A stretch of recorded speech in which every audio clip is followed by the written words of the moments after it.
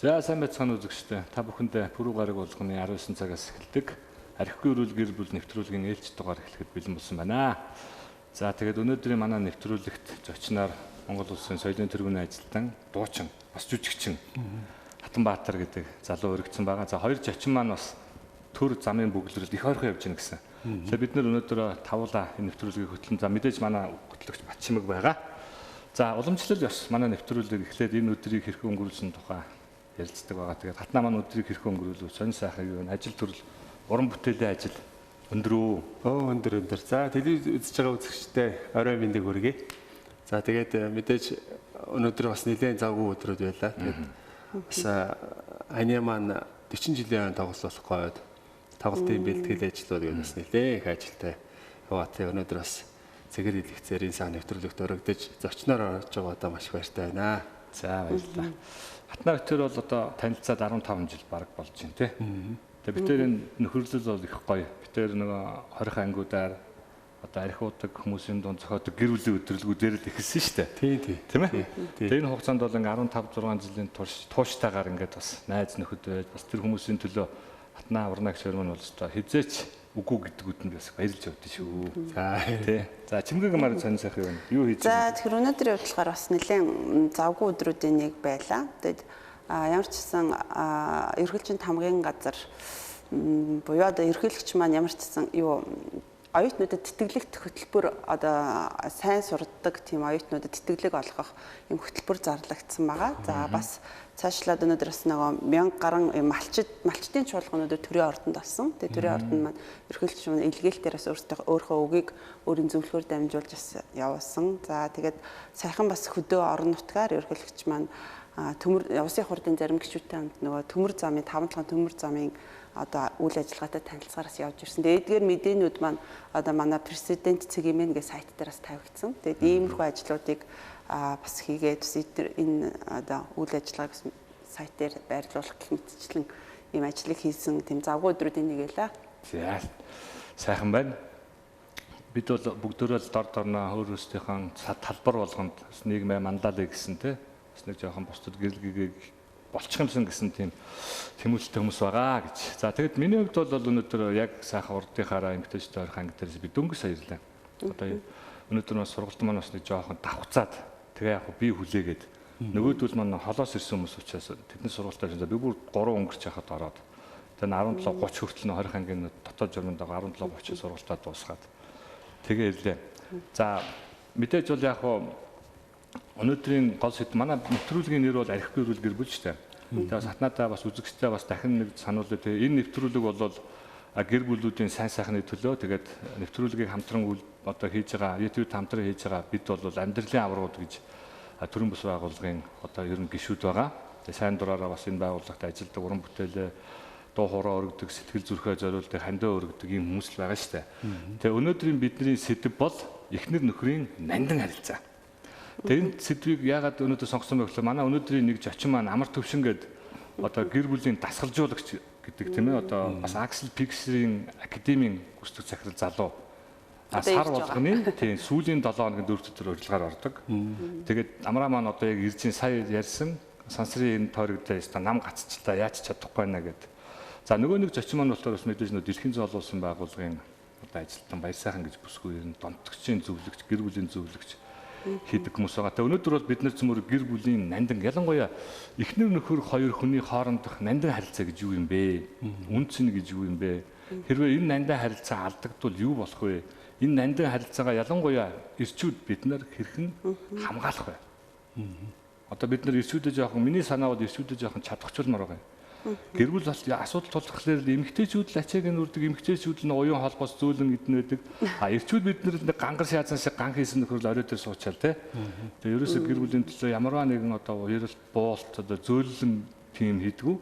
Нэг тийм хатуу ширүүний туйл байгаад байж болохгүй л гэсэн тийм санаагаар энэ гэр бүлээ одоо үр удамдаа тэр сайхан харилцааг үлдээхийн тулд ялангуяа эрчүүд аавд биднээс юу гарах вэ гэдэг талаар цөмөр ярих юм. Үлээ зөмөр үлдсэн өргөцсөн зочтой эртэл бас энэ талаар өөрсдийнхөө гэр бүл хэрхэн эхэлсэн тухай тий өнөөдөр гэр бүлийнхаа тухай хоорондоо зүгээр ярилцчихъя. Тэгээд зочд маань гүйцэл зэрэнгүүт яг энэ сэдв рүү оръё. Юу гэж бодож байна? Чимгээд ямар байна? Бодлож байна. Тэгэхээр мэдээж нандин харилцаа гингүүт би бол энийг бол бэлгийн харилцаа гах гэж бодож байна л та. Мэдээж өөр ингээд янз бүрийн харилцаа байгаа ч гэсэн илүү гэр бүлд хамгийн чухал одоо харилцаа бол яг энэ харилцааг байдаг гэж би бас бодоод тэгээд надад бол би өөрөө гэр бүл одоо 16 жил амьдраад 4 хүүхэдтэй болоод амьдарч явах хугацаанд айгу бас мэдээж энэ гэр бүлд маш том арчилгаа хэрэгтэй гэдэм зүгээр нэг суугаал ингээл амьдрал ингээл явдаг биш. Илүү бас яг түрүү хэлж штэ ирчүүд одоо илүү хичээе зүтгэе яг эмгтэнээс их юм хамаардаг гэхээр бас нэлээд их юм судалж уншиж зөвлөгчтэй холбогдож уулзаж ярьж гэхдээ яг харьцангуй миний гэр бүл бас яг одоо юу гэдэг нь те айгүй амар тайван эрүүл аж жаргалтай асуудлыг одоо бас ингээд шийдээд яваад идэг. Би одоо айгүй тийм аж жаргалтай гэр бүлтэй гэж боддоо. Энийн үндэс болохоор яг миний нэг зөвлөгчөөс авч ирсэн юм маань яг юу гэж хэлж ирсэн бэ гэхээр эхнэр хүн ч тэр эрэгтэй хүн ч тэр одоо бэлгийн харилцааны хувьд за чөлөөт ярьж бас болох юм аа тэ. За ямар ч сан одоо эхнэр хүн нөхөр нь хэрвээ ямар нэгэн байдлаар бэлгийн харилцаан дээр тэр харилцааг хүсгэд ямар ч үед бэлэн байх хэрэгтэй. Энэ бол гэр бүлийн зарчим. Одоо ихэвчлэн эмэгтэй хүмүүс яг энэ харилцаан дээр эрэгчүүдийг бодвол арай нөгөө одоо юу гэдэм бэ хон чоншиг гэж одоо яриад үздэм билээ л дээ бэлгийн хүсэл одоо энэ юун дээр эрэгтэй хүн чоншиг эмэгтэй хүн шиг тэр болгон одоо хүсээд байдаггүй ч юм уу. Тэнгүүд нөгөө өөрөө хүсээгүй ч юм уу тэр үедээ нөхрөө татгалзаал үгүй би амармаар байна чи надаас хол дараа олъё ч гэдэг юм уу. Энэ бол хамгийн гэр бүлийн харилцааны хамгийн буруу одоо эхнэр хүн нөхрийнхөө тэр хэрэгцэн дээр та одоо хүсэхгүй байсан ч гэсэн тодорхой хэмжээнд энийг илүү одоо гой байлгаж ийм зүйлийг чи хийж явж чадах юм бол гэр бүлчин айгуу сайн доктортой нөхөр чинь одоо сэтгэл хангалуун байна гэдгийг аазуулж би айгуу эрт тийм гэр бүлийн мундаг судлаачаас сонсоод ойлголоо би миний одоо юунаас илүү нэгэнт гэр бүлийн үүрэг хариуцлага эхнэр хүний хувьд энэ дээр нь би одоо нөхрийнхөө хүсэлт нь одоо би бэлэн байх хэрэгтэй байна гэдгийг айгуу сайн ойлгосон. Зөрүүлээд бас нөхөр ч гэсэн бас бэлэн байх хэрэгтэй юм байна. Тэгээ энэ бол айгуу тийм бидний мэддэггүй анзаардаггүй одооч гэр бүлийн одоо бат суур эхнэр нөхөр хоёрын цаашаа бат бих одоо байх суурин айгуу чухал ойлголт байсан байгаад байна л да. Тэгэхээр би өнөөдөр хүртэл миний гэр бүл амар тайван оптер хин хиний хувьд аж жаргалтай юм одоо happy гэж ярьдаг тий яг энэний үндэс одоо яг хин хинийгээ хүсгүйд хизээч цааргалахгүй хизээч одоо татгалзахгүй яг тэр үед нь дандаа тэр зүйлд нь бэлэн байсан маань гэр бүлийн бас нандин эхнэр нөхрийн нандин харилцааны агуу чухал хэсэг юм байна гэж амьдралаараас ойлгосон учраас бас залуу гэр бүлүүд залууж эхэлтгүү гэр бүлүүдэд бас зөвлөгөөд энийг бас мэдчих хэдүүтгүй юм билээ шүү гэж. За баярлалаа. Манай хатнаг хувьд манд хатнагчд гэр бүлүүд хэдэн жил болж байгаа вэ тэр маань 15 жил болж байна одоо. За тийм баг. Тэр нь бол яг гэр бүл эхнэр нөхөр хоёр хоорондоо харилцаа бас гэр бүлүүд өөр хүүхдүүдэд тэгээ эргэн тойрны хүмүүс бас их нөлөөлнө шүү дээ. Тэгээ одоо олон хүмүүс ингээд анзаардаг те ер нь ээж аав нь хэр их одоо гэртээ зөв сайн уур амьсгалтай байх юм бол өөр хүүхдээс нь харж хад өөр хүүхэд бол нөгөө нэг ээж аавын тойл гэж хэлдэг те. Тэгэхээр мэдээж яг нүүдэл сэтгэлийн тойл гэж хэлдэг. Харин ээж аавын тусгал нь бол одоо өөр хүүхэд юм аа гэдэг. Тухайн айлын хүүхэд яг ямар хүүхэд вэ гэдгийг ээж аавынх нь ямар одоо хүний нүдэн дээр хүмүүс чинь нэг тэгдэж штэ нэг айл болохоор нэг аятайхан байх гад ээж аав хичээгээд тэгсэндээ нөгөө хүүхдүүд нь яг ээж аав өнөндөрхийг бас илчилдэг тиймгүй зүйлч бас гардаг те амьдрал дээр. Тэгэхээр мэдээж яг эцэг их хүн эхнэр нөхөр хүмүүс яг ямар харилцаатай байх вэ? Тэр нь бас зөвхөн одоо тэр өөр хооронд нь харилцаанаас гадна бүхэл бүтэн дээр гэр бүлийн уур амьсгалыг яаж бүрдүүлдэг вэ гэдгийг л бас айгуу чухал нөлөөлдөг шүү дээ. Тэгэхээр яг энэ одоо зүйл нэг бие биенийгээ яг одоо хайрлаж байгаа, бие биенийгээ хүндэлж байгаа, бие биенийгээ бас нэг дутууг нь гүйцээж дундуурын дүүргэж байгаа. Бүх тэр зүйл дээр яг ингээд хамт байгаа гэдэг тэр нь бас их чухал юм шиг санагддаг байхгүй. Тэгэхээр одоо юу гэдгийг эрчүүд манай биер хүн ингээд ээж болохгүй. За гэрийн одоо эзэгтэй нар манай би одоо гэр эзэгтэй учраас гээд ингэлгүүгээр бие биенийг илүү ойлгоод яг л дутуугаа нөхөд явчвал зөв зүгээр юм болоо. Тэгээ нөгөө эхнэр нөхрийн бас нэг ялгаанууд байдаг. Тэр ялгаануудаа бас мэдвэл бас их зүгээр юм шиг байлаа. Уучлаарай. Манай нэг зочин маань ирсэн байгаа учраас бидүүлээ суулгаад яриагаа үргэлжлүүлээ тийм ээ. За, сайн байна уу? Сайн байна уу? За, сайн. За. Айгүй хөглөлттэй байна уу? Ер нь нэлээд баг цаг гараад төгчөрчлээ шүү дээ тий. За, өөртөө амжаад хүрээд ирсэн маш Амжаад ирлээ. За, өдрийг хэрхэн өнгөрөөлөө? Ажил юу вэ? Нэвтрүүлгийнхаа үзэгчид бас энэ өдрийн мэндийг хүргэе. За. Тэгээ сая яг яриа маань уучлаарай. Шууд хин бидэд яг нөө эхнэр нөхөр эмэгтэй эрэгтэй хүмүүс яг ялгаа гэж яриад бид нар зогссон байгаа. Тэгээд үргэлжлүүлээд яриа явчих. Тэр ялгаанууд бас нийлээ байд юм билээ. Тэгээ би нэг одоо уншижсэн. Ирчүүд болохоор нэг гарчгаар ярьдаг гэдэг. Тэгээ эхнэрүүд болохоор эсвэл эмэгтэй хүмүүний онцлог болохоор агуулгаар ярьдаг гэдэг. Тэгээ бодохоор тийм гээд нэг ганцхан одоо нөгөө нэг дид гарчиг өгж байгаа юм шиг ганцхан дээр арчгаар нэрчүүд мөн арчдаг. Эмэгтэй хүн болохоор тэр зүйлд хүрэхийн тулд маш олон детальчж арчдаг гэсэн чинь тэгээд ингээд бүр бүгд ингэж явсаар хагаад тэд ийм болсон байхгүй юу гэдэг. Тий. Өнөөдрийн сэдэв бол баяраа. Бид эхнэр нөхөр хоёрын нандин харилцаа гэдэг сэдвээр ярьж байгаа. Гэхдээ гол зүйл маань нандин харилцаагаа бид нэр хэн хэрхэн хамгаалах тухай. Ялангуяа эр хүн гэр бүлээ бүтэн байлгахын тулд юу хийх вэ? Гэр бүлийнхэн талаар. Эмэгтэйчүүд нөхрөөсөө юу хийгээсэ гэж хүсдэг ч гэдэг юм те. Энэ талаар бид нэр ярилцж байгаа шүү. Тийм. За танай гэр бүлийн хувьд жишээлбэл одоо те хамгийн нандин зүйл юу вэ? Гэр бүлийн чинь үндэт зүйл ч гэдэг юм уу?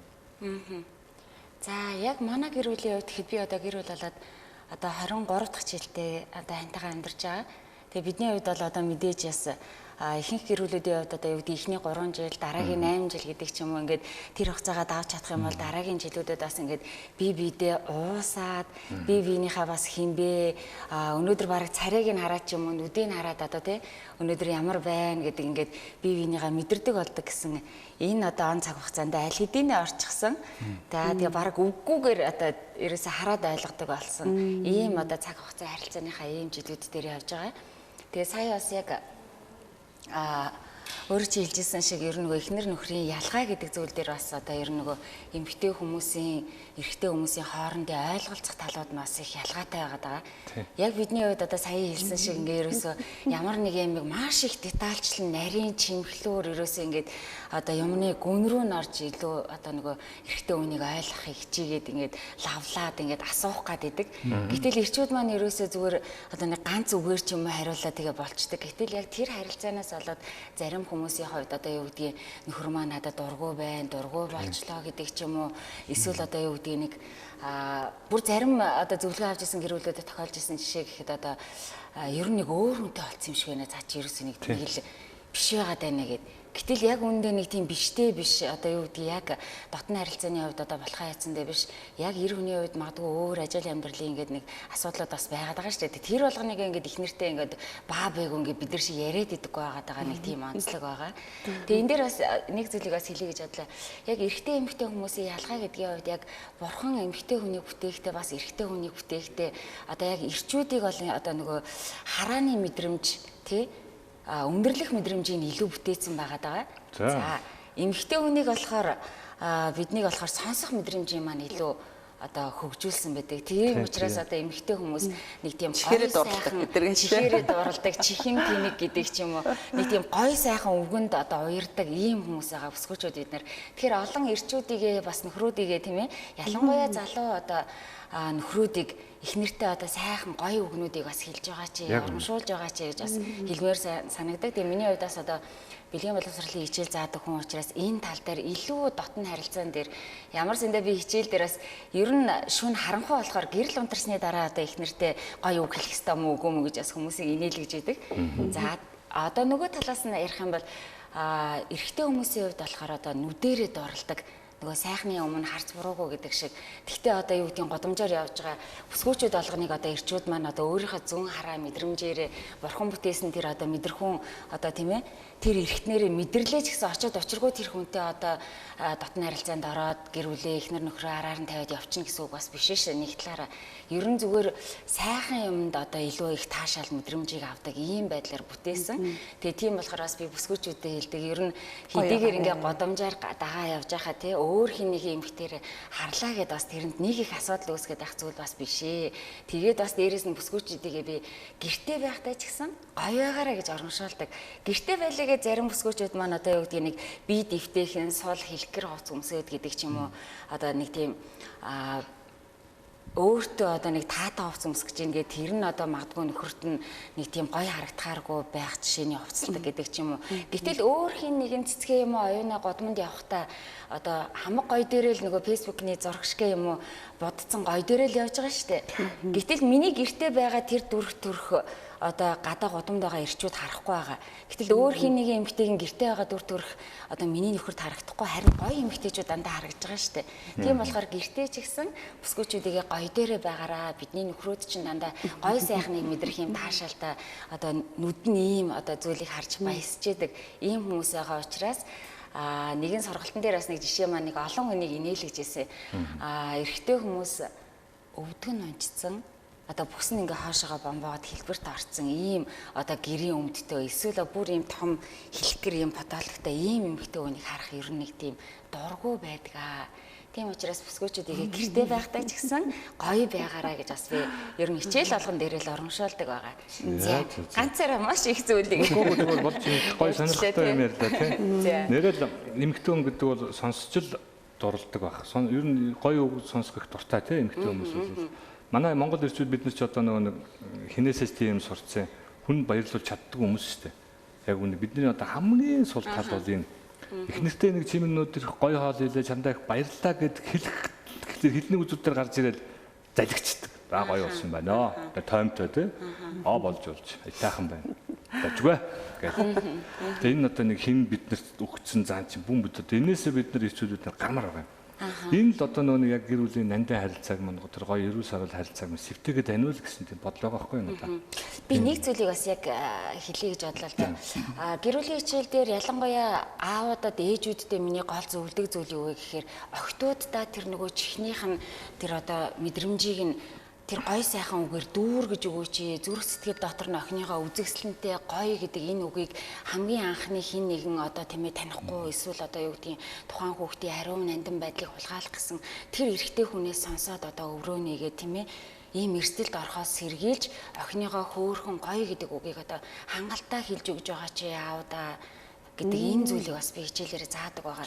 Яагаад тэгэхээр одоо бэлгийн хүчрхийлд өртсөн байгаа охтуудын хувьд эсвэл одоо хин нэгэнд хууртагдсан тийм ээ одоо ирээдүйн гэрлэх хананд биш тэр хүнтэй одоо бэлгийн харьцаанд орсон ийм охтууд эмэгтэйчүүд бүсгүүчүүдийн ихэнх нь одоо ерөөсөө тэр ихийг зүгээр нөгөө чатаар бичиж байгаа тэр гоё сайхан үгэнд нь хууртагдаад одоо өврөө нээсэн байх жишээний тийм ээ тэгээ хүчрхийлд өртсөн байх жишээний ийм эрсдлүүд бас ер нь сүүлийн одоо нилээд хэдэн жилийн хугацаанд бэлгийн хүчрхийлд өртсөн хүүхдүүд охтуудын хувьд одоо тохиолдож байгаа ийм бас түүхэд байгаа учраас аауд маань охтуудаа тийм ээ ялангуяа нэг одоо 9-10-аас дээш настай болоод ирж байгаа охтуудаа байнгын одоо тийм ээ яг өмнөр нь одоо тэр өөрийнх нь үн цэнийг мэдрүүлж өөртөө итгэх итгэлийг өгж тийм ээ тэр гой сайхан үгийг бас хангалттай хэлж урамшуулж байгаараа гэж бас зөвлөмөр санагддаг. Энэ нь бас тухайн хүүхдийн тийм ээ хин нэгний өмнө тэр хуурамч одоо ариун нандин байдлыг хулгайлах гэсэн хүний өмнө үн цэнийг мэдэрсэн хүн бол одоо тийм шамархан бас хууртагдаад байдаггүй байгаа. Тийм зүйл байгаа. Чухал сэдэв биш үү те? Одоо аауд тэр болгон энийг бас яг ер нь баг мэддэггүй болоод өнөөдөр яг энэ нэвтрүүлгээр дамжуулаад илүү хэрэгжиж би ч гэсэн нөхөртөө очиж ямар ч гэсэн талаар ярих юм байна. Тэгээ мэдээж яг гэр бүлийн нандин харилцаа гэдэг хахаар их сонирхолтой нь би өөрөө одоо яг сэтгэл зүйч биш гэр бүл талын зөвлөгч биш хэрнээ би нэг миний мэдхийн 3 4 гэр бүлд би зөвлөгөө өгөөд аварсан байдээ салтаас нь. Тэгээ яг миний зөвлөдөг гол зөвлөмж мэдээж их хвчлэн эмгтээчүүд байсан. Тэгээ би яг нөгөө эхнэр хүн талаас нь чи ингээд үз тэгээд үз одоо яг эр хүнийг чи ингэж одоо хүндлээд үзчихэд ах болохгүй бол ингээрэ тэгэрэ ч гэдэм яг иймэрхүү зөвлөгөөнүүдийг агай өгөөд Тэгээ салалт бол ерөөсө шийдэл биш гэдгийг аягүй сайн ойлгуулж өгдөг. Хүмүүс нөө салаал асуудал шийдэл хоёр жишээ болоод бүх юм дуусаад аягүй сайн жаргах чинь гэж боддог. Тэгээ энэ биш юм байна гэдгийг аягүй сайн ойлгуулаа. Тэгэхээр яг гэр бүлийн хамгийн одоо суурь одоо эмэгтэй хүн ерөөсөө эр хүнийг аягүй сайн түшид тулж өгдөг. Бид нар урдуур нь орж хитэх шийдвэр гаргадаг ч юм уу те. Одоо Монгол хүүхнүүд хүчтэй байна л да. Одоо чадвар, бодловсрал, одоо ажил төрөл аягүй олон тал дээр чадварлаг, хүчрхэг бодоод ирэхээрээ тэр одоо юугаараа магадгүй ир нөхрөө үл хүндлэх ч юм уу, үл ошоотох ч юм уу, эсвэл одоо нэг ийм нэг байдал дээр бол яг ир хүний нэг хүртэх ёстой, мэдрэх ёстой тэр нэг юм хүндлэл, тэр гэрийн эзэн одоо ийм зүйлийг яг тэр орон зай өнөдөр нөхдгүйгээс болж архинд орох ч юм уу, найз нөхдөдөө ууж идэх ч ийм гардыг байна гэдэг. Би энэ талаас нь аягүйх нөгөө зөвлөөд чи хичээгээд үзээрэй гэд яриулж үзээд тэгэхээр чи ингэдэм шүү, тэгдэм шүү, чи итгээд үз, найдаад үз. Тэгээд яг чи нүмерт нь нөхрийнхөө нүмерт ор бити чи өөрөө ингээд нөгөө зэрэгцэж ингээд зогсооч гэдэг талаас зөвлөхөд ер нь аяггүй сайн ингэж тэр ер нь хөвцөө хүчрхэг эмгтээчүүд байсан л да. Тэгээд залуу хүмүүс байсан миний надаас ихч хүн байсан. Настай ч хүн байсан бүр аягүй хөвгөлтэй. Тэгээ зүгээр ингээд ярилцаад хамгийн гол нь тэр хүмүүс хичээж үзээд ингээд нөгөө зуршил олох хүртлээс нэг доорож шийд нилээн ингээд хугацаа орно шүү та ингээд би өөрийнхөө яг амьдрал дээрээс л бас ярьж харж хэлж исэн. Тэгэхээр гэр бүлдээс эмэгтэй хүний тэр мянцсан ухаан, хатан ухаан гэл янз янзын одоо маш их юм бас шалтгаалдаг байсан. Манай чухал чучин маань тэнд харагдаад тах Энэ хандаас үргэлжлүүлээд ярьж байгаа. Гэрүүлийн яг эрэгтэй эмэгтэй хүмүүсийн дотн нандин харилцаа гэсэн дээрээс миний яг өөрийн одоо голоос заадаг хичээл зөвлөгөөний нэг маань би өөрөө бэлгийн боловсролын чиглэлээр хүмүүст бас зөвлөгөө өгдөг. Яг гэрүүлээс гадаар одоо харилцаатай холбоотой ёс ус харилцаатай асуудал дээр ингээд зөвлөгөө өгдөг хүний хувьд яг одоо гэрүүлээс гадуур завхаарсан тийм ээ гэрүүлээс гадуур ёс ус харилцаа гаргаж байгаа энэ асуудлууд дээр бас зарим гэрүүлүүдийн хувьд тэр үеийн бүр залуу гэрүүлүүдийн хувьд одоо дотн харилцаан дээр үл ойлголцсон энэ байдлаас болоод одоо тэр таашаал мэдрэмжийг өөр хин нэгнээс ирж хайгаад өөр хин нэгэн тэр зүйлийг нь бас ингээд орлуулад одоо нөхөөд өгчих юм шиг ийм байдлаараас хоорондоо нөгөө яг одоо дотн харилцаан дээр юу нь болж байгаа, ямар байрлал нь болохгүй байгаа гэдэг ч юм уу ингээд нэг нөгөө ярилцаж чадахгүй байгаа. Бие биендээ одоо тийм ээ тэр сэтгэл ханамжийг өгч чадахгүй байгаа тэр байдлаас болоод одоо өөр хин нэгэн хүнээс тэр зүйлийг ирж хайсан байдлаас үүдэж тийм ээ гэрүүл дээр бас асуудал үүсэж байгаа, бүр салтанд хүрэж байгаа, хүүхдээ өмчрүүлж байгаа ийм асуудлууд бас байгаа. Зөв харин тий. За тэгээд бас нэг зочин маань хүрэлцээсэн мэт манай өнөөдрийн дугаар чинь баяраа ишээ суучих. Чимгээ нааш суучих. Тэгээд за орой минь дамраа.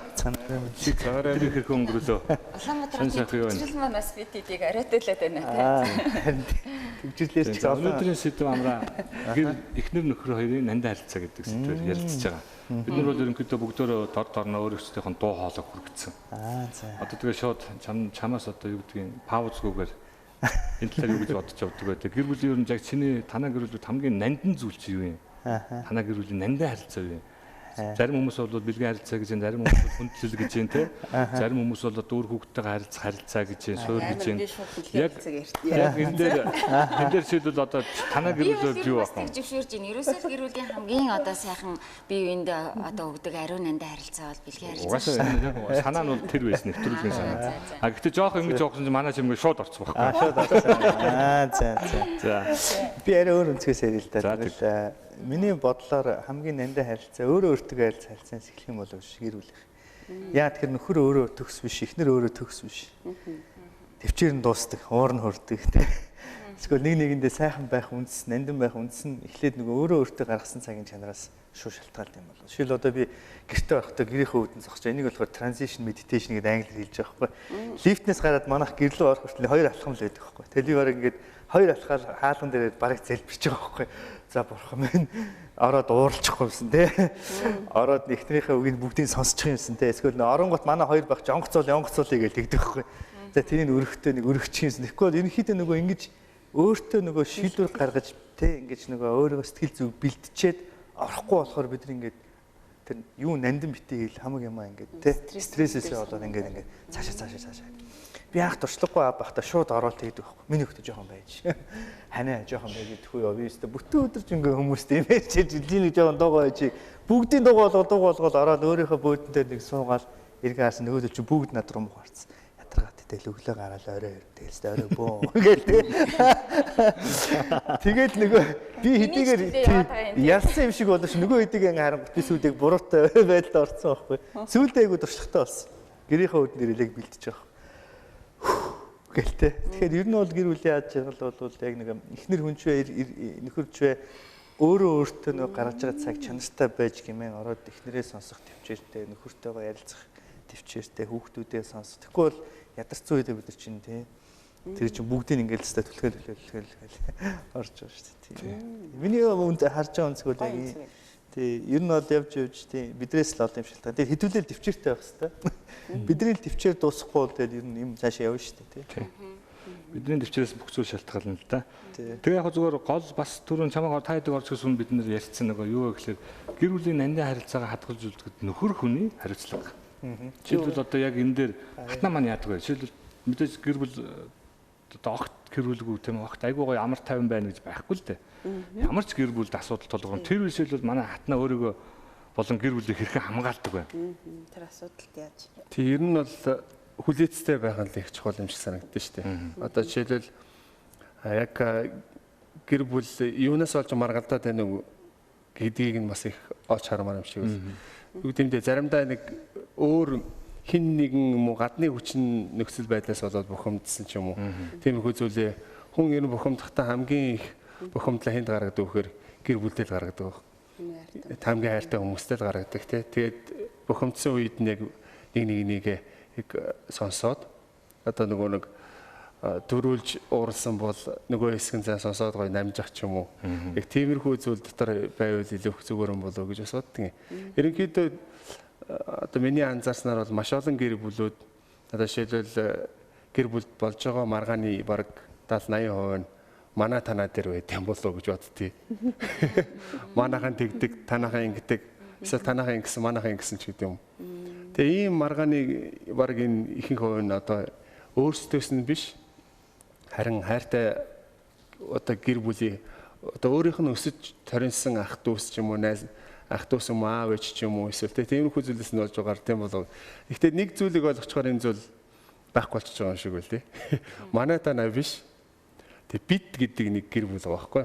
Одоо танаа гэр бүлийнхэн, манай гэр бүлийнхэн биш харин бидний гэр бүлийнхэн гэдэг өөрсдөө ингээ харахаар хамаатуудад харчихаар энэ нөгөө маргалдах шалтгаан байхгүй болчихж байгаа юм шиг бас бодогддог л да. Тий, энэ дээр бас яг бид хоёр анх бэлгийн харьцаанд ороод одоо нэгэн бий болоод нэгдсэн тэр мөчөөс эхлээд бид хоёр нэг хүн байхгүй юу. Тэгэхээр нөгөө манаахан танаахан чинийхэн минийхэн гэдэг үг юусоо байхгүй. Уг нь бол тэг би энэ дээр бас бүр байгаагаар нэг зүйлийг бас хуваалцмаар санагдаад байна л да. Юм түрүүн бас би ханыхаа ээжтэй ингээд маш их талархтгаа бас энэ 22 жилийн 23 жилийн амьдралынхаа түүхийн өндөрлөгөөс бас би энэ телевизээр ингээд харахалтайгаар хэлмээр санагдаж байна. Яагаад тэгэхээр би ханыхаа ээжтэй нэг гэрт шүү. Нэг гэрт 23 жил амьдарч байгаа. 23 жил нэг гэрт. Тийм.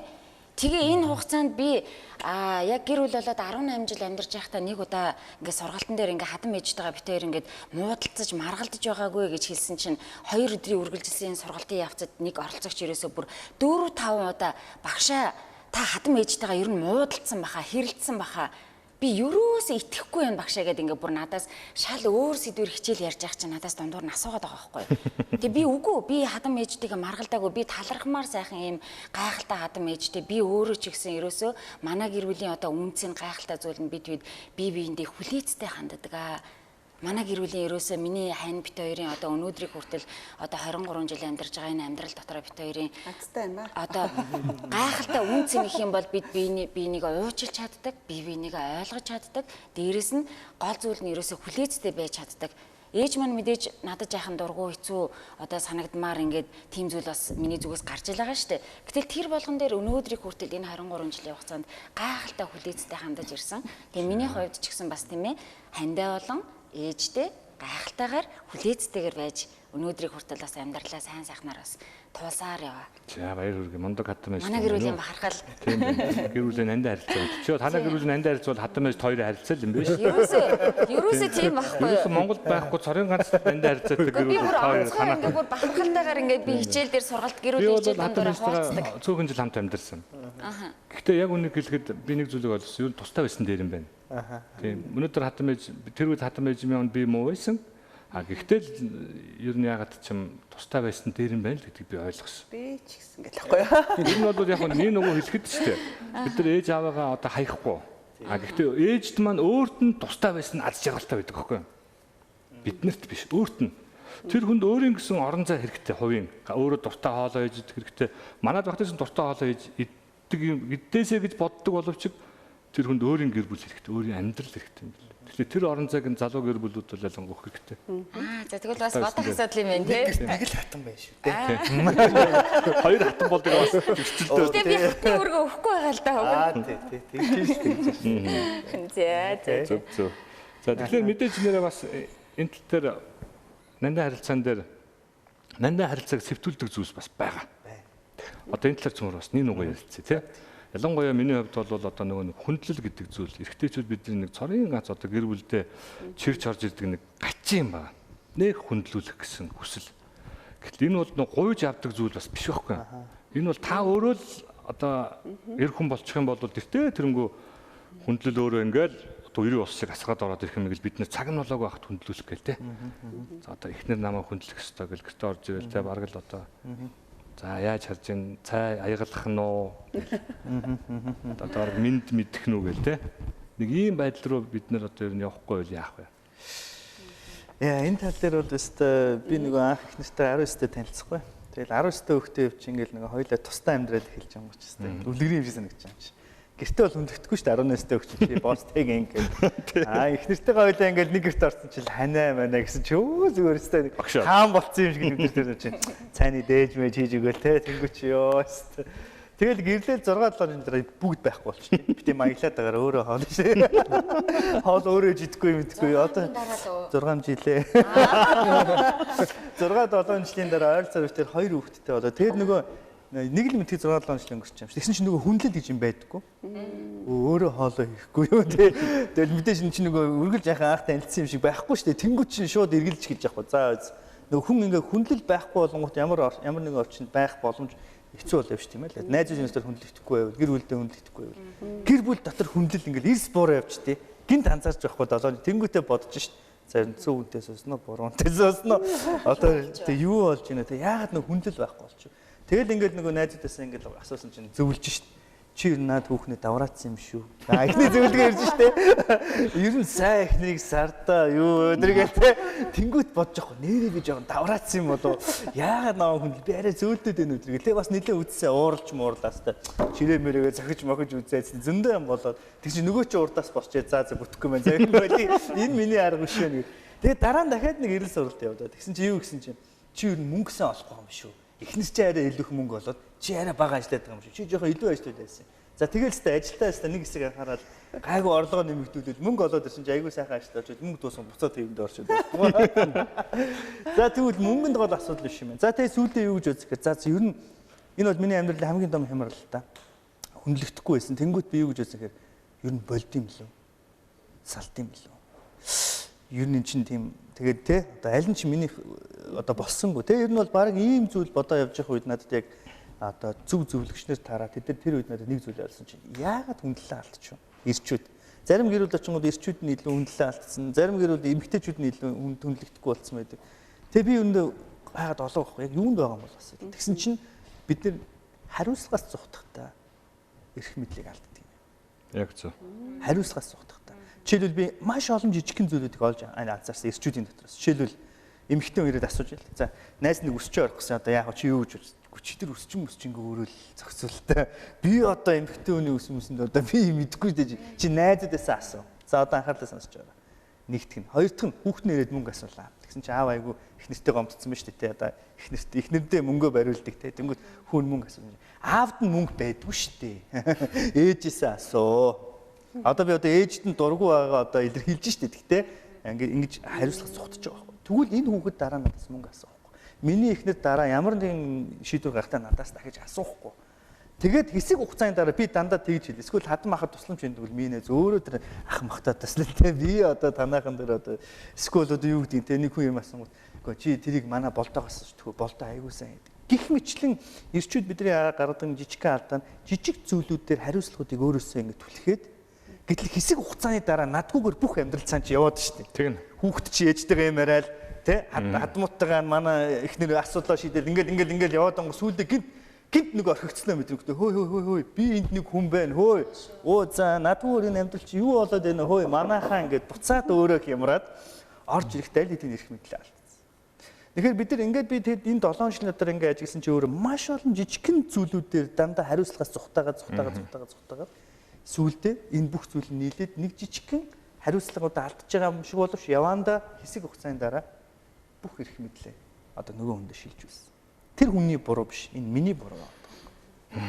Тэгэхээр хариуцлага гэдэг үг монголчууд буруу ойлгосон юм байна гэж бид үгүйсэн. Хариуцлага гэдэг бол бүх нөхцөл байдал дотор зөв хариу үйлдэл үзүүлэх чадвар юм байна л да. Язгуураар нэгээ салах юм бол хариуц биш, хариу гэж салдаг юм байна. Хариуцлага гэдэг үг. Бид нар болохоор эр хүн би өөрөө хариуцсан зүйлийг хариуц чи өөрийнхөө юм хариуц гэдэг.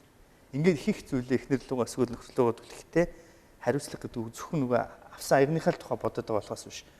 Бусад хамааралтай зүйлүүд төр нөгөө хариуцлага үзүүлж зөв хариулт өгч чаддаг. Тэгээд бүр гэр бүлээс салах дээр хүртэл бий болсон шүү дээ. Тэгээд энэ асуудлыг шийдэд одоо 13 жил болж байна. Буцаад яг зохистой маягаар хүндлэлүүдийг бүгдийг аваа. Одоо тэг хүүхдтэй юу гэж хариулах хэрэгтэй гэхээр надад мөнгө байхгүй манай эхнэр ирэхэд их барьдаг л да. Би эхнэртэй бариулдаг. Тэгэд одоо манай хүн надаас мөнгө асан бол байж хоёул ээж дээр орооч байж. За ханаа хүү мөнгө хэрэгтэй гэж байна. Чи юу гэж бодож байна? Чи тү. За битээр ярьлаа өгөхгүй гэж шийдлээ. За энэ арай өөр вэ нү те хариу үйлдэлийн хувьд жишээ нь те аав мэдгүй ээжээс асуух юм бол дахиж миний хүн надтай зөвлөдөхгүй. Тэр надаас миний ихтер хумсны тухайсаа юм бол би шууд уцаа гаргаж ирээд 2020 оны хумсны одоо хамгийн сүүлийн үеийн чиг хандлага юу вэ? Тэ найз нь энэ айгу зүгээр чи юу гэж бодож байна? Би энэ гэж бодож байна. Тэгвэл энэгээр хараа ингээл сайхан яст болчихгүй. Баярлалаа. Тэгэл одоо буцаад нөгөө бүх нөхцөл байдал дотор зөв хариу үйл. Би хүүхдийнхээ 5 дугаар ангийн хүүхдийн бодлогыг ойлгох урд чи хичээсээ асуу. Аа мэдэхгүй завгүй байна. Дахиж миний охин надад хүү надаас даалгавар асуухгүй. Тиймээс би одоо зөв хариу үйл үзүүлж сурч ин л одоо шилбэ. Заав нэг хараадах юм. Ах нь юу гэж бодож байна? Ахтаа зөвлөж чаа. Тэгвэл ахын хэлсэн зөв юм шиг. Би бас тэгж бодож чинь чи ингэ хийжүүл яаж. Бид нар бүх зүйлийг мэдэх алдгүй. Гэхдээ зөв хариу үйл үзүүлснээр нөгөө хүндлэл гэдэг зүйлийг авч үзсэн юм бүү чадвар. Тийм энд айгүй энгийн юм шиг хэрнээ бид нар айгүй том асуудлын чийс үүсдэг байна. Тэгээд хариуцлагаас гадна нөгөө эрэгтэй хүний хүндлэлийг одоо ямар чухал болохыг ингээл та нараас сонсоод тэгээ хүндлэлийг алдагдуулах нэг алхам бол ээж нь хүүхдүүдийн хажууд аавыг нь загнах, муулах, хэрэлдэх айгу буруу гэдгийг тийм болохоор энэ дээр бас эхнэрүүд айгу сайн би одоо яг хичээж эхэлсэн. Санаандгүй байж байгааг тэрийг ажиллацсан байхгүй. Ингээд ярилцчихэл манайд хүүхдүүд хартад аах өдөөс яхад нь яг тэр хүндлэлийг ингээд магадгүй эхнэрүүд хүүхдийн хажууд хизээч нөхрөө ямар нэгэн судалгаанд хизээч бүүээр хизээч бүү гэдгийг аюул сайн ойлгох учраас бас яг эмэгтэй ээжүүд эхнэрүүдэд бас яг энийг сануулгыг би бас хүсэж байна л да. Ямар ч үед хоёулахны ахтаа нөхрийнхөө тэр сул тал юмыг хоёул ахтаа л ярих хэрэгтэй юм шүү гэж. Төрөний хөтлөгчийн ярьсан дээр яг гэр бүлийн нандин сайхан харилцааг юу сэвтэж байгаа гэдэг дээр миний бодлоор бас ер нь ихэнх гэр бүлүүд хүмүүс тийм ээ хоёр өөр орчинд өссөн шүү дээ бид нар 22 хүртлээ 23 хүртлээ ч юм уу өөр гэр бүлд өсөө тэгээд нэг гэр бүл болоод амьдраад аливаа нэг зүйлийг нэг өнгөөр харах гэж амьдарч байгаа шүү дээ. Гэтэл нөгөө хүнээ өөрийнхоороо байлгах гээд байгаа, өөрийнхоороо өөрчлөх гээд байгаа, өөрийнхоороо засах гээд байгаа, ингээ хүмүүжүүлэх гээд байгаа тэр хандлагаас олж нөгөө нандин сайхан байдлууд маань ингээд алхмаар ингээд одоо сэвтээд байгаа. Тэгээд нөгөө хүн ч гэсэн одоо хин нэгнийхаар байхыг бас хүсэхгүй байгаа шүү дээ. Тэр байдлаас болоод нэг жаахан тийм үйл ойлголцлоод гардаг ийм талууд бас гэр бүлүүдээр ажиллаж байгаа. Гадуур харилцаа бас хамгийн том сэвтэх байх. Ер нь одоо миний хувьдаас яг өнөө шүн гэртээ шүн орж ирээд одоо хөдөө сургалтаар ингээ 2 өдөр сургалтаар яваад өглөө 8-аас оройн 8 цаг хүртэл ингээ 2 өдөр ажиллаад шүн гэртээ ирээд нэг 5 цаг 30 минут хүртэл нэг цаг 30 минут унтаа тэгээд ажилдаа гараад яваад одоо сая гэрлүүгээ ороогүй наашаа буцаад энд ороод ирсэн байж байгаа л да. Тэгээд яг 2 өдөр ажилласан тэр хугацаанд дотроос ингээд зөвлөгөө авсан хүмүүс дотор тийм ээ байгаа асуудлууд дотроос ингээд тулгамдсан яг нэг ямар зүйл байсан бэ гэхээр яг гэр бүлийн дотны харилцаатай холбоотой асуудлаас болоод гэр бүлд нь гэр бүлээс нь гадуур ясуус харилцаа орж ирснээс болоод гэр бүлд нь одоо асуудал үүсээд залуухан гоё эмэгтэй ойлаад яагаад миний гэр бүлд ийм зүйл тохиолдож байгаа юм бэ? Яагаад тэр нэгэн эмэгтэй өөрөө 3 өөр одоо нөхрийн хүүхэд төрүүлээд өөрөө 4 хүүхэдтэй ингээд нөхөргүй амьдарч байгаа байж яагаад миний гэр бүл рүү миний 2 хүүхдийг өнчрүүлэх ийм асуудал болоод миний амьдралд ороод ирчихвэ гэд ингээд уйлж байгаа юм эмэгтэйтэй би ярилцаад одоо өчигдөр тийм ээ тэгээд ирсэн байгаа. Тэгээ энэ асуудал бас олон гэр бүлүүд дээр одоо тулгамдж байгаа зөвлөгөө авж байгаа хүмүүс дотроос гэр бүлээс гадуур энэ ясуус харилцаанууд мэрэгжил харгалзахгүй амьдралын төвшин харгалзахгүй ийм асуудлууд нас харгалзахгүйгаараас олон гэр бүлүүдэд гарч ирж байна. Ирчүүд яах ёстой юм бэ? Одоо эмэгтэй хүмүүсийг бол харьцангуй үнэнч байх гэж би бодож байна. Арай та нарыг бодоод арай нөө бэлгийн одоо тэр дур хүсэл нь үнэнсэн ирчүүдийг бодоод арай гайгүй шүү дээ. Тэгэхээр энэ дээр ирчүүдийг ер нь яаж та нар иймээс татгалзаж гэр бүлээ ер нь яаж? Харин би айгу энгийн талаас нь ярих туфтал та хэдүүлээ ингэж харуул ямар уу гэж бодсон. Би айгу олон хүмүүстэй ярилцж үзээд ерөнхийдөө би ингээд 40-с дээш насны хүмүүсийн ингээд асуудалтай хүмүүстэй уулзч үзэх үед ингээд нөхрөөс өөр хүн дурлцсан тийм эмэгтэйчүүд байгаад байна л да. Эсвэл эхнэрээс өөр хүн сэтгэл татагдсан. За одоо тэгээд энийг ингээд одоо ингээд харах юм бол тэр хүн муу хүн үү гэхээр муу хүн биш.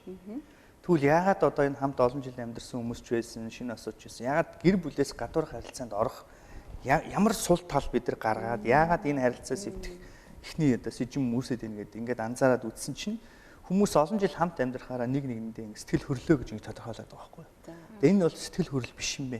Энэ бол хинэггүй амьдралын одоо үр дүн гэж би бол ингэж тодорхойлж. Жишээлбэл нэг амьдралдаа дүгнэлт хийдэггүй. Одоо ингээд амьдрсан бол тэгэл ерөөсөө ингээд бүх юм окей гэж боддог. Гэтэл яг үнэндээ амьдралтай очлын юм биш.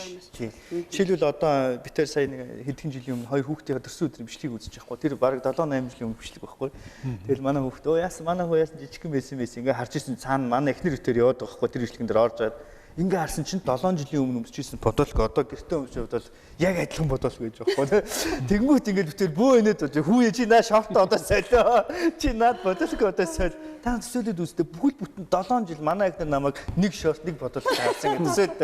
Эмэгтэй хүмүүсд ямар мэдрэмж төрөх үү те. Мэдээж надад хайртай надад үнэн ч байна гэж тэр хүн бодож байгаа боловч өөрөө сэтгэл зүйч өөрөө ямар яаж ажилтг вэхээр хараад харсан зүйлдээ шууд дүн шинжилгээ ингүүтэй тархич өөрөө шууд мэдрэмж дамжуулдаг. Тэр мэдрэмж нь 7 жилийн өмнөх байсан мэдрэмж одоо зурагтай одоогийн зураглал хоёр харьцуулаад хэрвээ хасахтаа гарч байгаа юм бол надад сөрөг мэдрэмж таагүй мэдрэмжүүд дамжуулангууд манай ихнэр намайг харангууд ийм мэдрэмж төрөх нь шүү дээ. Ойлгож байна уу? Гэхдээ тэгж бодохгүй байхгүй. 7 жилийн өмнө ямар байлаа гэж бодохгүй. Зүгээр л намайг харангууд ямар нэгэн байдлаар гэдэг нэг ийм хүнд мэдрэмж. Эсвэл магадгүй ихнэрээ харах үед тийм хүнд мэдрэмж. Энэ мэдрэмж хаанаас ирж байгааг бол нөгөө биеэ орхицсан. Нэгдүгürt хандлага орхицсан. Гадаад байдлаа орхицсан, уцалтай орхицсан. Жишээлбэл би сая нэг 16 таа охин ээж хоёрын амьдралд ингээд гарсан зөрчлийг эвдрүүлэх гээд битээр ингээд зөндөө ярилцахгүй. Асуудлын гол нь юу байсан гэсэн чинь ээж нь охиндоо зөвлөдөг, охин ээжийнхээ зөвлөгөөг сонсдог. Яагаад гэсэн чинь үгүй яагаад гэдгийг мэдгүй. Ээжийг нэг юм хэлэхээр л хамаг биеийг ингээд хөшөө явждаг. Тэгээ чи яаж хэлдэг ингээд ээж нь юу гэдэг чи гэрээ цэвэрл даалгаврын сайн хүн бол ном уншиж хэлдэг. Тэгээ чи буруу юм байхгүй дээ шүү. Яагаад гэж мэдэхгүй. Тэгээ асуудлын гол нь юу гэсэн гэж ээж нь ийм дуу хоолойн ингээд ярьдаг. Гэрээ цэвэрл ямар сонсогч даалгавраа хий. Хэцүү сонсогч. Энэ юу буруу биш байгаа даа. Гэтэл нөө дуу хоолойн. Одоо жишээлбэл нөхөр нь орой ороод ирэнгүүт ихнэр нингүүл яах вэ? Чи жоох эртэрч болдгоо мөө. Одоо ямар мэдрэмж төрж байна? Болноо л гэж. Тэнгүүт урдаас нь. Гэхдээ нэг тийм болно гэж арай гоё хэлэхгүй хаа. Тийм жоох нэг тийм ингээд хэцүү мэдрэмж байгаа шүү дээ. Энэ ийм их энгийн зүйлүүдийг бид нар анзаарахгүй. Бүдгэсээр зэвсээр сүүлдээ гэрлүүгөө оронгууд л нэг юм ээжтэйгээ ч амьдраад байгаа юм шиг те. Хоолоо идсэн үү? Чи ажил руугаа явах цаг чинь болцсон байж тээ гэдэг ч юм уу. Одоо нэг тийм зөвхөн дуу хоолойн юм те. Нэгдүгürt хоёрдугаарт бие авч явах байдал. Нөгөө 7 жил нөгөө өмсдөг бодвол нөгөө цамцтайгаа. Тийм үү? Таны яриаг таслаа би нэг юм хэлмээр санагдаад байна. За, юу гэхээр би бас хичээл дээрээ хүүхд одоо бүсгүйчүүдэд зөвлөдөг өглөө нөхрийгөө сэрхээс өмнө босоод үсээ боож байгаараа бүсгүйчүүдээ хин нэгэн өөр эмэгтэй дөнгөж орноосоо боссон юм сэгсийсэн нүдэн нуухтаа магадгүй оройн амаа угаагаад унтаагүй болвол жаахан эвгүй үнэртэй миний нөхөр миний одоо хайртай хүнд харагдахгүй үстэй. Тийм учраас бүсгүйчүүдийгээ би гэртээ байхдаа ч гэсэн дандаа гоё байгаараа хизээ хамгийн сүүл дотор хувцас солисон бэ хизээ гэрийн одоо өмдөө фотолко сая нэг 7 жилгээ би бас түрүүн одоо амьсгадаж орж ирэнгуутаа л ярьсан зүйл байгаа шүү дээ. Гэрийн хувцас гоё байлгаач гэртээ гоё харагдаач одоо гэртээ зовцсон юм шиг царайтай бас битээ байгаач нөхрийгөө сэрхээс өмнө үгүй ядчил үсээ бушуухан одоо хамаад боогод боолтороо боочхоо нэг тийм баба ягаан шиг нэг эвгүй тийм одоо үлгэрийн кинонд дэр гардаг шиг ийм дүр төрхтэй бас нөхөртөө битээ харагдаач өөр цэцгэнүүд тэгж харагдахгүй шүү дээ. Өглөө бид нар нэг тэгж хүнийг шүүд өнөдөр харахгүй л дээ бас. Яг адилхан нойрмог ширнтэй тэгээд цагаад ажиллаад бодно гэж би бол зүйл ихний өглөөс ирэх нь бол нэг ажигладаг. Өдөр бол ажигладаг тийм ээ. Ажилдаа гарахт нь юу өмсөж байгааг нь хардаг. Тэгэхээр бас өнөөдөр манай Жочин Хатанбаатар маань Монгол Улсын гавьяа жүжигчин урнаагч маань гэр бүл юм байгаа тийм. Тэгээ бас Сатна маань эх 7 хоногт болох тоглолтын талаар бас бидэнд богинохон тайлбарлаж өгөхгүй. Одоо төлөвлөгийн цаг дуусч байна. Учир нь юу гэхээр урнаагч Хатна хоёр бол надтай хамт 15 жил ажиллаж байгаа. Бид нар 15 жил 20 ангиудаар архины асуудалтай гэр бүлүүдийг эвлэрүүлэн зуучлах одоо энэ ажлыг сайн үйлсийн ажлыг 15 жилийн турш тасралтгүй хийж байгаа юм хүн байгаа. Тэгээд энэ талаараа бас товчхон бас мэдээлэл өгөөч те. Юу болоод байна, яах гээд байна. Тэгээ өнөөдөр бас сайн нартайгаа ингээд их сайхан нэвтрүүлэгтээс ороод ярьж байгаа зүйлүүд бас их олон зүйлийг ойлгож хараад ухаараа сууж байна л да. Яг телевиз үзэж байгаа хүмүүстэйгээ адилхан. За тэгээд одоо урнагийн маань хувьд бол эстрадын урлаг 40 жил уран бүтээлээ тойрвжээ. Ингээд 1979 онд эстрадын Баян монголчууд соёл эрдэнэ дуу хөгжмийн хамтлагт дуучнаар орж ирсэн бол энэ жил 2019 онд Монголын эстрадын урлаг 40 жил гэсэн дагуулс хийхээр одоо төлөвлөд битгэл ажлуудаа хийгээд ингээд явж байгаа.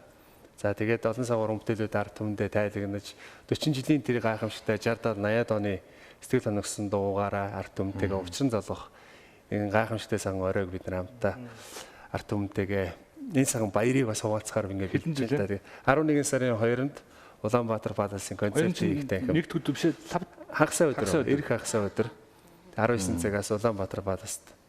За манай бидэд бас ямар ч 2 билет авъя те. Тэгээ үнэхээр сайхан байна. Тэгээд ер нь одоо хамгийн чухал зүйл одоо үнцэнтэй зүйлэл бити үнгүүдүүлээрэй л гэж би боддгийн. Тэгээд мэдээж одоо жишээлбэл хүн маш их үнэтэй гар утас аваад хэсэг хугацааны дараа энэ тэнд нөгөө гар утас нэвтэл явж идэг те. Тэгээд үнцэнтэй үнгүүдүүлэхгүйгээр үнцэнтэй зүйлээ улам илүү хөнгө оруулж үнцэнтэй хэвээр нь байлгаарай гэж л бас тэгж хүсдэг те. За. Тэгэхээр нэвтрүүлгийн маань цаг бол одоо ингээд дуусчлаа. 50 минут бол бас ингээд тийм ээ юу юуг шүрх гэл өнгөрчих юм. Өнөөдрийн манай нэвтрүүлгийн сэдэв бол эхнэр нөхөр хоёрын нандин харилцаа буюу гэр бүлээ бидний харилцаагаа хэрхэн хамгаалах тухай ярилцсан.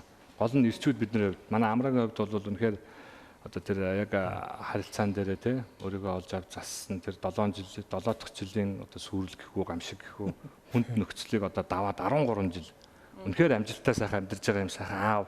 Манай Хатанбаатар маань бас үнэхээр бас нийгэмд мундаг түүчээ болон явж байгаа. Манай урлагийн урнаагч хоёр маань бол ингээд бас үнэхээр сайхан амьдарч байна. Энэ харилцааг маань ялангуяа манай бүсгүйчд бас гэр бүлийн нандин харилцааг үнэхээр сайхан тодорхойллоо тий бэлгийн харилцаа байт юм байна. Бас хатан бэрийн харилцаа байт юм байна. Энэ бол өнөөдөр их гоё өнцгөөс манай баяраа маань хэллээ. Хатан бэрийн харилцаа бол үнэхээр нандин харилцаа байх хэрэгтэй. Гэр бүл оршин тогтнох хамгийн чухал зүйл бол танаа манаа биш. Бид нэг гэр бүл. Тэгээд энэ сайхан гэр бүлийн нандин харилцаануудаа гэр бүлүүд маань бас дор бүрнээ хамгаалаасаа ялангуяа ирчүүд маань бид бол гэр бүлийнхаа өмнө маш чухал үүрэг хариуцлага хүлээсэн хүмүүс байгаа. Та өнөөдөр амьдралаа бүтэн авч үлдснээр таны үр удам хойштоо бас үргэлж бүтэн байх болно тийм ээ. Энэ зүйлийг санаж ирчүүд бид нар гэр бүлдээ нандин харилцаагаа мансан одоо өөрөөр хэлбэл хайраа манна гэж би бол ярьж байна. Зарим хүмүүс бол хайраа хадгална гэж энэ хайраа одоо юу гэж ярих вэ? Миний хувьд бол манах гэж би бол тодорхойлж байна. Эр хүн гэдэг бол хайрын манаач, гэр бүлийн аюулгүй байдлын манаач, аз жаргалын түлхүүрээ. Тэгээ бүх ирчүүдтэй гэр бүлдээ хайр, ялангуяа өнөө орой очихдоо яг амраа шиг маань үүдэндээ гэж нэг тайвшраад ороосоо тэгээд үр хүүхэд нь хүрээд ирэхэд тэрийг тэр шалгуугаар тэрч авч эхнэрээ одоо цаашаа гэлгүүгээр үгийн сонсож нэг оройч гэсэн аз жаргалтайгаар үргэлжлүүлвэл маргааш нь бас тийм байх болно. Амьдрал гэдэг бол өдөр өдрөөр байдаг. Тэгээд бүх гэр бүлүүдтэй хамгийн сайн сайхан бүхний хүсэн өрөө тэгээд дараагийн 7 хоногийн 4 өдөр иргэн уулзлаа. Түр баяртай үзэгчтэй. Баярлалаа. Баярлалаа.